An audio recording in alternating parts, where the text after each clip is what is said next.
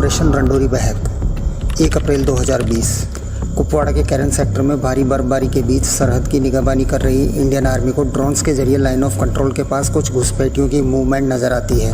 दरअसल ये घुसपैठिए पाकिस्तान ऑक्यूपाइड कश्मीर से बॉर्डर क्रॉस कर भारत में दाखिल हो रहे थे। आर्मी कमांड सेंटर इन विजुअल्स को देखकर ये जानकारी तुरंत आला अधिकारियों को ट्रांसफर कर देता है। इसके बाद एहतजाज को इन घुसपैठियों को ढूंढकर खत्म करने की जिम्मेदारी दी जाती है। ये जवान घुसपैठियों के फुटमार्क्स का पीछा कर ही रहे थे कि उन्हें कुछ दूरी पर 5 आतंकी भारी साजो सामान और हथियारों के साथ दिखाई देते हैं और दिन के करीब 1 बजे दोनों ओर से फायरिंग शुरू हो जाती है। लेकिन आतंकी एम्यूनिशन से भरे बैग्स वहीं छोड़कर मौसम और पहाड़ी ढलान का फायदा उठाकर वहां से भागने में कामयाब रहते हैं। इसके बाद इंडियन फोर्सेज आतंकियों की तलाश तेज कर देती है और अगले दिन यानी 2 अप्रैल को 41 और 57 राष्ट्रीय राइफल्स को भी इस ऑपरेशन में शामिल कर लिया जाता है। 3 अप्रैल को दिन के करीब 4:30 बजे एक बार फिर आतंकियों के साथ जवानों का एनकाउंटर हुआ, लेकिन आतंकी फिर पहाड़ों और जंगल में कहीं गुम हो गए। इसी तरह अगले 48 घंटों में 2 बार और आतंकियों के साथ सेना का कांटेक्ट होता है, लेकिन अभी भी आतंकी सेना की पकड़ से दूर थे। हालांकि फोर्सेज उस एरिया को घेरकर आगे बढ़ रही थी और आतंकियों को धकेलते हुए कुपवाड़ा के जुरहुमा के जंगलों में लॉक कर दिया था। ऑपरेशन में हो रही देरी और चैलेंजेस को देखते हुए 4th पैरा SF को ऑपरेशन की जिम्मेदारी दी गई।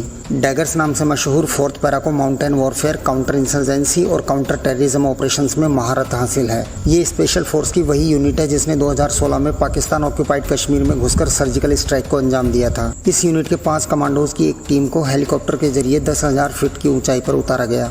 इस टीम में सूबेदार संजीव कुमार, हवलदार देवेंद्र सिंह, पैराट्रूपर छत्रपाल सिंह, पैराट्रूपर बालकृष्ण और पैराट्रूपर अमित कुमार शामिल थे। कमांडोज नीचे उतरकर आतंकियों के फुटमार्क्स का पीछा करना शुरू कर देते हैं।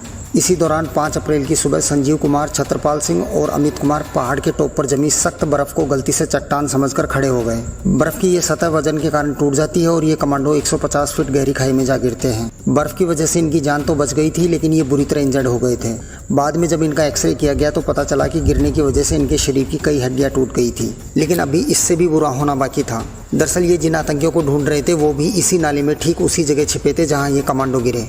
गिरने के बाद ये कमांडो संभल पाते उससे पहले ही कंफर्टेबल और सिक्योर पोजीशन में बैठे आतंकियों ने करीब 6 फीट की दूरी से फायर खोल दिया। इतनी ऊपर से गिरने के बाद आई चोटों और गोलियां लगने के बाद भी इन वीरों ने पॉइंट ब्लैंक रेंज पर हैंड टू हैंड कॉम्बैट यानी गुत्थम गुत्था की लड़ाई में 2 आतंकियों को मार गिराया और शहीद हो गए। दोस्तों, इन कमांडोज को दुश्मन की कई गोलियां लगी थी, जिनमें अकेले अमित के शरीर से 15 गोलियां निकाली गई थी। वहीं हवलदार देवेंद्र सिंह और पैराट्रूपर बालकृष्ण अपने साथियों को खतरे में देख खाई में उतर जाते हैं और बाकी बचे 3 आतंकियों में से 2 को मार गिराते हैं। बाकी बचा एक आतंकी भागने की कोशिश में एहतजाज के हाथों रगड़ा जाता है। दोस्तों, इस ऑपरेशन में 3 कमांडो वहीं शहीद हो गए थे, लेकिन 2 कमांडोज की सांसें अभी भी चल रही थी। ऐसे में इन्हें एयरलिफ्ट कर श्रीनगर मिलिट्री हॉस्पिटल ले जाया गया, लेकिन कभी ना हार मानने वाले ये जाबाज जिंदगी की ये जंग हार जाते हैं।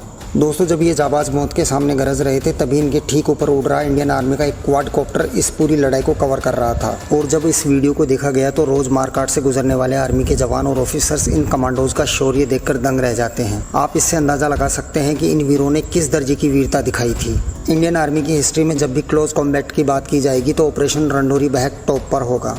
दोस्तों, मैं जितना मर्जी जोर लगा लूं, लेकिन मुझ में इन वीरों की वीरता को 100% ठीक उसी तरह बयान करने की काबिलियत नहीं है, जिसके लिए मैं माफ़ी मांगता हूँ। जय हिंद, जय भारत।